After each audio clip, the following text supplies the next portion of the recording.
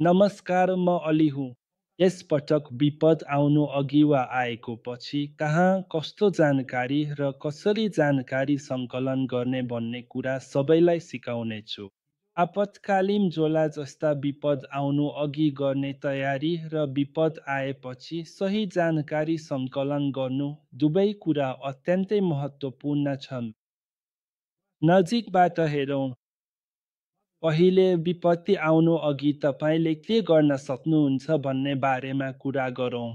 आपतकालीन निकासी झोला तयार गर्नुको साथै जोखिम नक्सा जाँच गर्नु र आफ्नो परिवारलाई कसरी सम्पर्क गर्ने भन्ने निर्णय गर्नु पनि धेरै महत्त्वपूर्ण छ।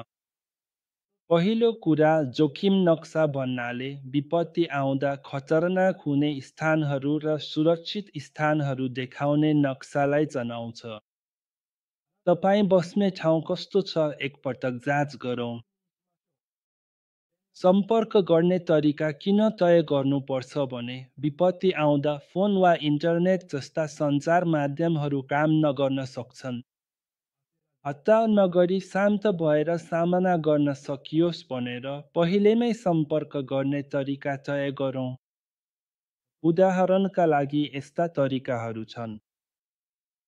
विशेष गरी अन्तिम त्रिकोणात्मक सम्पर्क विधि भन्नाले विपद आएको क्षेत्रमा रहेका बरजले एकअर्कासँग सम्पर्क गर्न नसकेमा टाढा बस्नेहरूलाई आफ्नो सुरक्षाबारे जानकारी दिने र पुष्टि गर्ने तरिका हो।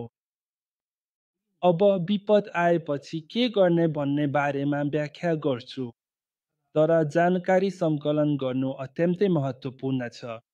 तपाईँलाई थाहा छ कहाँ जानकारी सङ्कलन गर्न सकिन्छ? सम्स वा एप्सको हकमा सकाइडे सहरको आधिकारिक सन्सले दिने जानकारी वा कादा वा प्रान्तीय विपद सूचना नबी जाँच गर्नुहोस्। अर्कोतर्फ इमेल वितरणको लागि सञ्चार कम्पनीले उपलब्ध गराउने आपतकालीन सूचना मेल वा कादा वा प्रान्तीय विपद सूचना इमेल छन्।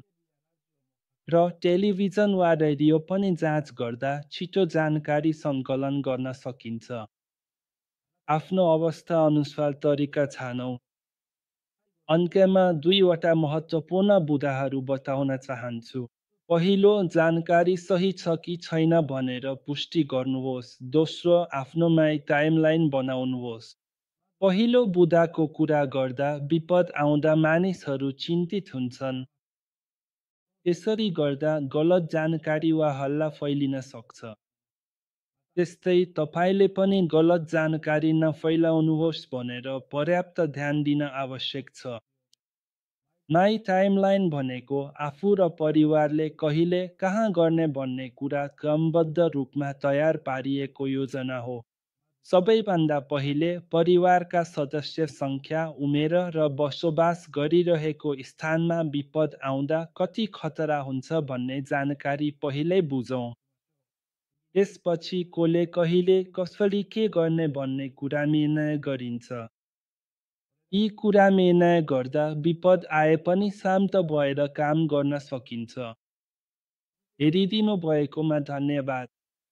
अर्को भिडियो पनि हेर्नुहोस् है।